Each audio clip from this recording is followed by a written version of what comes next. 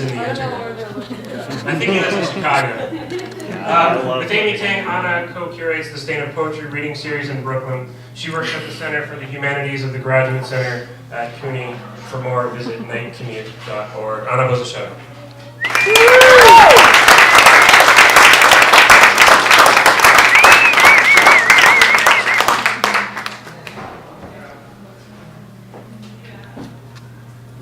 Hi.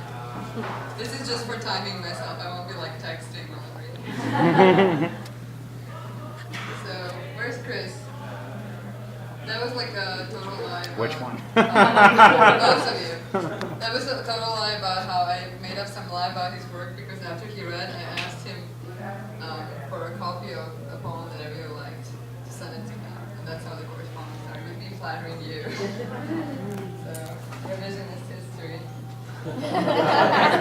American. I understand who you are. Okay. So I'm going to start with a poem. Some people were talking about Mayakovsky.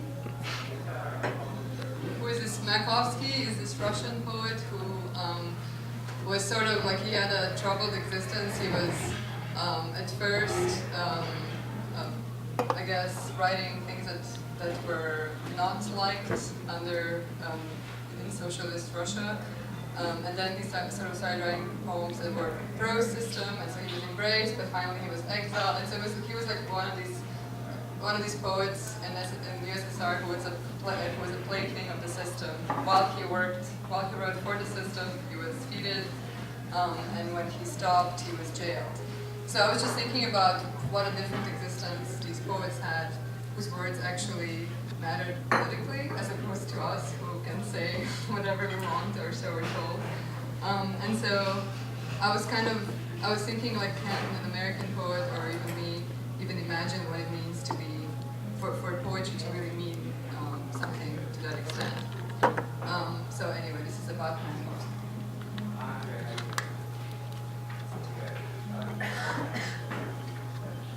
I'm older. I'm waiting to care less. Cheat on my kids with dead people. I'll tell you straight up, you don't get to talk about my house. Take that skateboard and go back to the suburbs and talk about them. They're luminous. Big baby, I hope going forward there will be consequences. I hope to thin into that era when female people like me were given hooves and the strength to pull the field over their stepson like a blanket. Without kitsch, I'm called witch and turn a white stone in a fern forest. Not having been finished, I use the implements of housework for miracles. Throw the darning needle into a mast, rag into sail, and having no husband or boy child to save from the court of the sea king, start, in search of pale from overmentioned, recycled some lava, and find her, seaweed bush, hot cynic clear, blah blah. How can I protect her from her body, from not writing about me, from my own lack of trust in that trust bears apples? By divorcing Mayakovsky.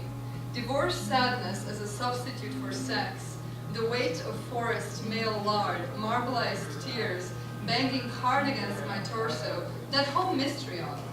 Sure you can talk about him, have him. He's more you than he's me now. I'm that white herd of cows, gliding like brides, to the small green island in the middle. Sometimes I'm full of water, like a spirit, even as my passenger's drowning. And before Christmas, there was a day or two when I was almost someone who even sometimes reads, a person with interests, even if fake. In truth, dissing Mayakovsky, brother, as much as I do now, it hurts me. Sometimes I'm a stone half in, half out of water, green above and fire beneath. But really, what I'm trying here is to care less so I'd care more. Like when I was bride of Mayakovsky. Like when I loved the one who was the bride of Mayakovsky. Like the time when to read and write was an offense punishable by death. And taking it or leaving it was death. And so we did. This is also like me trying to get the gumption to write. I have a lot of issues. A lot of my poems recently are about how I can't write but I really want to. Just fucking depressing. Here's another one along those lines. How are you feeling? I looked into people's windows, imagined myself into their bodies, and then I thought, no, I should be fully me only. I went home. Just that night, a burglar broke in and robbed